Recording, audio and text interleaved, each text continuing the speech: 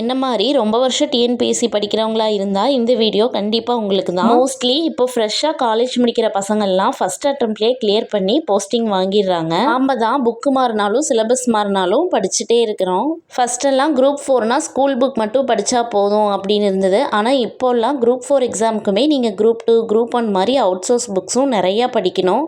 So நான் என்ன பண்ணியிருக்கேன்னா எனக்கு கிடைக்கிற டைமில் படிக்கிற மாதிரி ஒரு ஸ்டடி பிளான் போட்டிருக்கேன். ஃபஸ்ட்டு ஜிஎஸ் கம்ப்ளீட் பண்ணணும், அதுதான் என்னோடய டார்கெட்.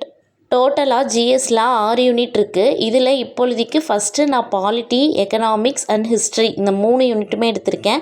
இந்த 3 யூனிட்க்குமே நான் நோட்ஸ் எடுத்து படிக்க போகிறேன். அதில் ஃபஸ்ட்டாக நான் எடுத்துருக்கிறது எக்கனாமிக்ஸ்.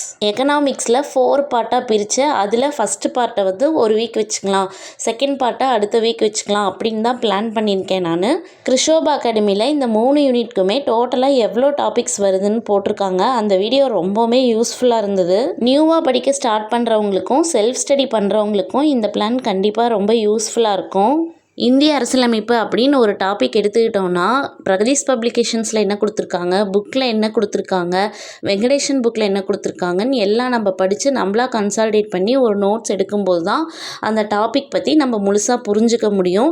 எக்ஸாமில் போய் என்ன கொஷின் கேட்டாலும் நம்மளும் நல்லா அட்டன் பண்ண முடியும். அதுவும் இல்லாமல் பிஒய்க்யூ கண்டிப்பாக நம்ம பார்த்துட்டு போகணும். கிருஷோபா அகாடமியில் ஒவ்வொரு டாப்பிக்கும் அவங்க out source book, school book எல்லாமே சேர்த்து நோட்ஸ் கொடுக்குறாங்க. அது ரொம்பவுமே யூஸ்ஃபுல். அகாடமியில் ஃபீஸ் கட்டி படித்தா கூட நம்மளுக்கு அந்த நோட்ஸ்லாம் கிடைக்காது. எந்த டாபிக் எடுத்தாலும் நீங்களாக செல்ஃபாக தேடி தேடி படிங்க. அப்போ தான் அந்த டாபிக் பற்றி உங்களால் புரிஞ்சுக்க முடியும். 2026 நம்ம குரூப் 4 பாஸ் ஆகணும் அப்படின்னா கண்டிப்பாக நம்ம அதிக எஃபர்ட் போட்டே ஆகணும். இதுக்கு முன்னாடி எக்ஸாம்லாம் நம்ம என்ன தப்பு பண்ணியிருக்கோம், வர எக்ஸாம்லாம் அதை எப்படி நம்ம கிளியர் பண்ணலாம் அப்படின்னு யோசித்து படிக்க ஆரம்பிங்க. இதுக்கு மேலேயும் நம்ம லேட் பண்ணுற ஒவ்வொரு நாளும் நம்ம ஒவ்வொரு ரேங்க் பின்னாடி இருக்கோன்னு அர்த்தம்.